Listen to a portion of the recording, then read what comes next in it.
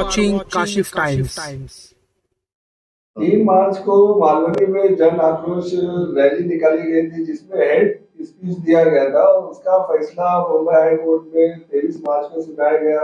क्या हुआ वहां पर, क्या फैसला हुआ, हमारे दर्शकों को बताइए। अस्सलाम वालेकुम वरहमतुल्लाहि वबरकातुहू। सबसे पहले मैं तमाम हमारे मीडिया हजरात जो आए हैं, है ना, इलेक्ट्रॉनिक मीडिया और प्रिंट मीडिया, उन सभी का मैं तहे दिल से इस्तकबाल करता हूँ, स्वागत करता हूँ।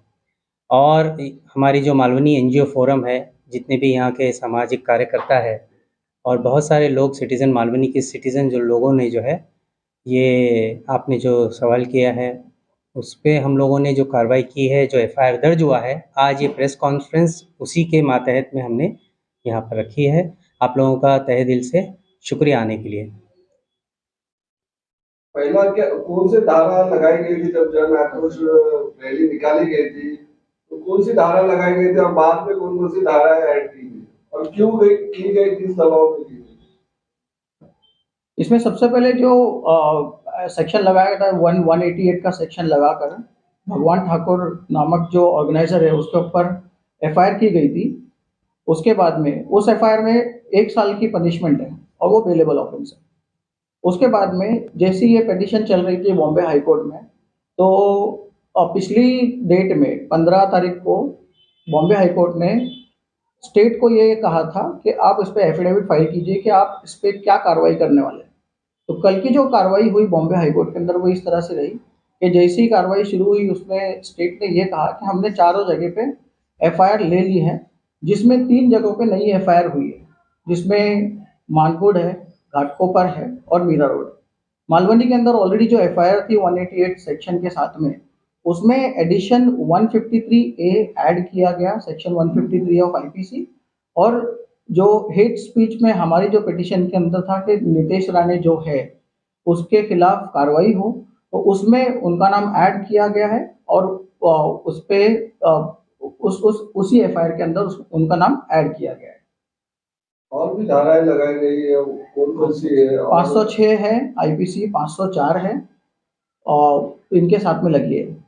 उसके अंदर 295A जो सेक्शन है आईपीसी का, वो लगाने के लिए बॉम्बे हाई कोर्ट में इस पर बहस हुई। उसमें बॉम्बे हाई कोर्ट ने ये कहा कि इस पर 295A क्यों नहीं लगना चाहिए। इसमें स्टेट है वो अपना रिप्लाई दाखिल करेंगे, एफिडेविट दाखिल करेंगे। उसके बाद में जो अगली हियरिंग है 19 जून को, उसके अंदर ये फैसला दिया जाएगा कि 295A भी इसमें ऐड होना चाहिए या नहीं होना चाहिए। पिटीशन फाइल की गई थी, किन लोगों ने की थी और उसमें जो हेड स्पीच क्या क्या दी गई थी हमारे दर्शकों को? एक्चुअली में पिटीशन फाइल करने से पहले जो ग्राउंड्स थे, मसला ये था कि जब ये जन आक्रोश रैली रख रहे थे तो इन्होंने बैनर्स लगाना शुरू किया जिसमें उनके खुले स्टेटमेंट्स ऐसे थे, मतलब जिहाद और ये मुसलमानों के लिए मुद्दे बनाना शुरू किया। तो हम सारे एनजीओज वालों ने पहले ही पुलिस स्टेशन को हमने उस टाइम अप्रोच किया था कि भाई ये इनकी रैली होने वाली है, इसमें ये मामला हो सकते हैं या हेट स्पीच हो सकती है, तो आप एक्शन लीजिए। तो उसी के तहत जो 188 की एफआईआर हुई थी, इनको जो परमिशन नहीं मिली थी हुई। लेकिन उस दिन रैली में नीतीश राणे ने जब सभा की तो उसने ये कहा कि यहाँ बांग्लादेशी रहते हैं मालवनी के अंदर, और मुसलमान, बहुत सारी चीजें मुसलमानों के मुखालफत में बोली और हर जगह घाटकोपर इधर उधर बोल रहे थे। तो जैसी एपिसोड हुआ, हमने पुलिस स्टेशन में फिर अप्रोच किया कि नीतीश राणे पे सेक्शन 153, 295, 504, 506 पे एफआईआर हो। लेकिन हमारी मुकम्मल 4-5 मीटिंग्स हुई डीसीपी से, एसीपी से, सीनियर से, लेकिन हमें ऐसा लगा नहीं कि पुलिस कर पाएगी। उनके ऊपर प्रेशर नजर आया, मतलब ऐसा नजर आया कि अब यहाँ से कुछ होगा नहीं। तो हमने हाई कोर्ट मूव किया, मुझे पेटिशनर बनाया सारे एनजीओ ने मशवरा कर कर। तो फिर हमने हमारे एडवोकेट्स की एक संस्था है एपीसीआर, उसको अप्रोच किया। उसके जो एडवोकेट्स हैं, एडवोकेट करीम पठान साहब, हमारे लोकल मालवनी के फजलुर रहमान साहब, शान इलाही और दीगर टीमों ने ये चीजें की और मैं पेटिशनर रहा। ग्राउंड्स तैयार किए गए, सारे लेटर्स डिस्पैच किए गए, उनकी पूरी वीडियो की स्क्रिप्ट मराठी में तैयार करके कोर्ट में दी गई, जिसके ग्राउंड पे अल्हम्दुलिल्लाह ये सारे फैसले अच्छे आए और इंशाल्लाह अगले फैसले तक 295A भी उस पर एप्लीकेबल हो जाएगा। पिटीशन में किन किन का नाम दिया गया हेड स्पीच को लेकर? नहीं, पेटिशनर में रहा, लेकिन ये पिटीशन नीतीश राणे के खिलाफ ही डाली गई थी क्योंकि वही यहाँ पर आया था। देखिए, इसमें दो अलग अलग पिटीशन चल रही थी, जिसमें से मीरा रोड से एक पिटीशन दाखिल की गई थी, जिसमें जो senior council Gayatri Singh madam है वो आर्ग्यू कर रहे थे। उसके अंदर जो दूसरी जगहों के अंदर जो हेट स्पीचेस हुई थी, उनको एक कॉमन ये ऑब्जेक्ट मान के लेकर, कॉज ऑफ एक्शन लेकर उनको पिटीशन दाखिल की गई थी। मालवनी की जो थी वो सिर्फ खिलाफ थी नीतीश राणे की, और जो दूसरे जो दिगर मीरा रोड की बात की जाए तो वहां पर जो गीता जैन है, एमएलए गीता जैन है, टी राजा है और नीतीश राणे, इन तीनों के खिलाफ कार्रवाई करने पे जोर दिया गया। हेट स्पीच को लेकर आप क्या कहेंगे? सिर्फ मालवनी का मसला नहीं, पूरे देश में माइनॉरिटी मुस्लिम को लेकर हेट स्पीच दिया जाता है, इसको आप किस तरह से देखते हैं? हेट स्पीच का कैसा है, जब तक इस हेट स्पीच को लेके कानून नहीं बन जाता है कि एक ऐसा कानून बन जाए ताकि जो कोई नेता किसी भी धर्म का हो, किसी भी पॉलिटिकल पार्टी का हो या किसी भी तंजीम का हो, किसी भी धर्म को ठेस पहुंचाए तो उसके खिलाफ तुरंत एक्शन होना चाहिए। अगली सुनवाई कब होगी इस केस की? हमारी केस की अगली सुनवाई 19 जून की मिली है, क्योंकि अभी समर वेकेशन है तो कोर्ट जरा बंद है, तो ज्यादातर केसेस की तारीख समर वेकेशन के बाद की है।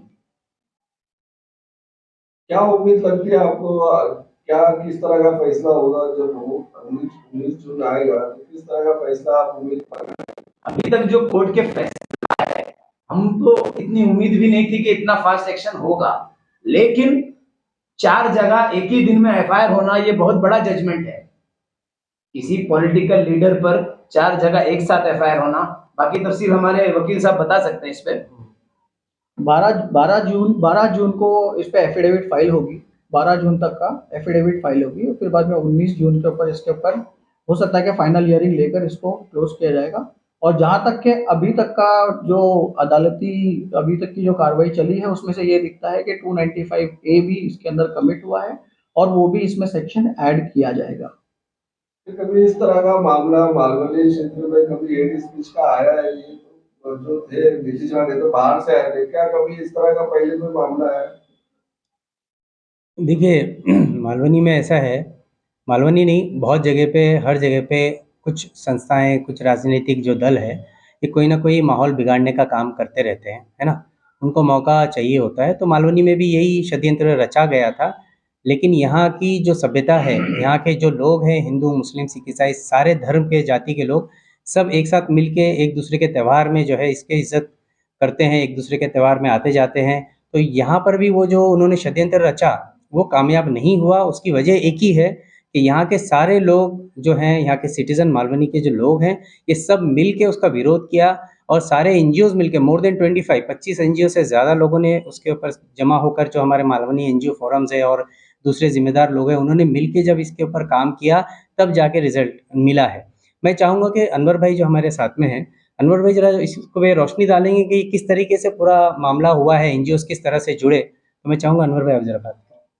जैसे ये हमको ये मालूमात मिली कि यहाँ पे जन आक्रोश रैली होने वाली है, तो जो जो चीज़ें हमको उसके अंदेशे थे, जो एक्सपेक्टेशन थी कि जन आक्रोश रैली की वजह से माहौल ख़राब हो सकता है, तो एनजीओज़ ने आपस में मिलजुल कर एक मीटिंग ली और कहा कि हमको मालवनी का माहौल ख़राब नहीं होने देना है। तो डीसीपी से मुलाकात की गई, जो जो चीज़ें उसमें हो सकती है, जो संदेह था वो उनके सामने रखा गया। कौन कौन से एनजीओ इन्वॉल्व थे इस मीटिंग में सर?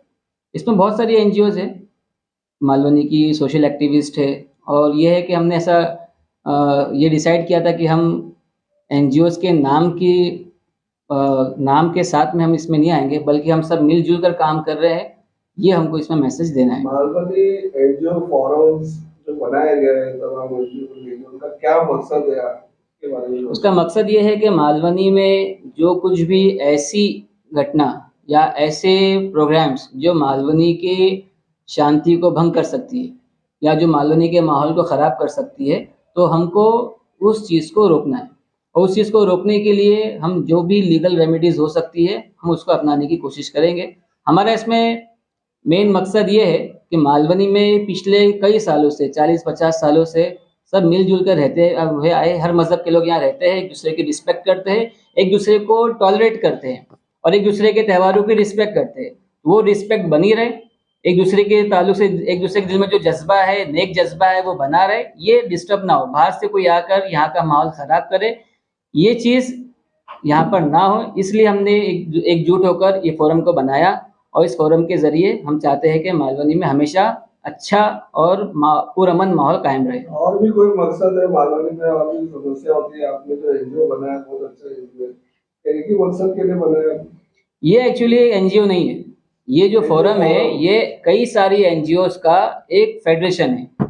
ये बहुत सारे जो अच्छे अच्छे काम है हर एनजीओ करती रहती है, हम सबका मिलकर जमा होने का मकसद ये है कि इंडिविजुअल लेवल पर हर एनजीओ नेक काम करते रहे, सोशल काम करते रहे, लेकिन ऐसे कुछ काम जो मालवनी की शांति को भंग कर सकते हैं या ऐसे कोई काम जो कोई एक पर्टिकुलर एनजीओ नहीं कर रही है, जिसमें सबका मिलकर काम करना जरूरी है, ऐसे जो काम रहेंगे उसमें हम सब एकजुट होकर काम करेंगे। नितेश राणे को कब गिरफ्तार किया जाएगा आखिरकार? ये जो आपके एनजीओ है इसकी मांग है?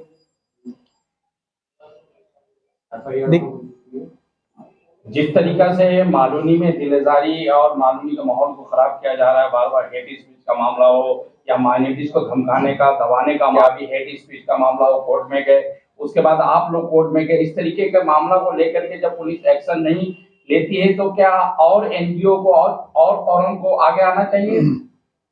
देखिए, पुलिस का जो बेसिक काम है, जहां भी कॉग्निजेबल ऑफेंस हुआ, पुलिस का पहला काम है कि वो पहले उस पर एफआईआर दर्ज करे, उस पर इन्वेस्टिगेट करे। अगर पुलिस ऐसा नहीं करती है, जो कि हमने देखा है कि पुलिस ने ऐसा नहीं किया था, इसीलिए हमने अदालती निज़ाम को हमने क्या किया, अपनाने की, और उसके अंदर हमने अदालत में हमने क्या की, पिटीशन फाइल की, और उसका नतीजा हमारे सामने है। जहाँ पर ये मामले ऐसे होंगे तो अदालत एक ऐसा इदारा हमारे पास रहेगा जहाँ पे हम हमेशा एक उम्मीद के साथ में जाएंगे और वहाँ से हमको ये उम्मीद रहेगी कि जो कोई गलत कर रहा है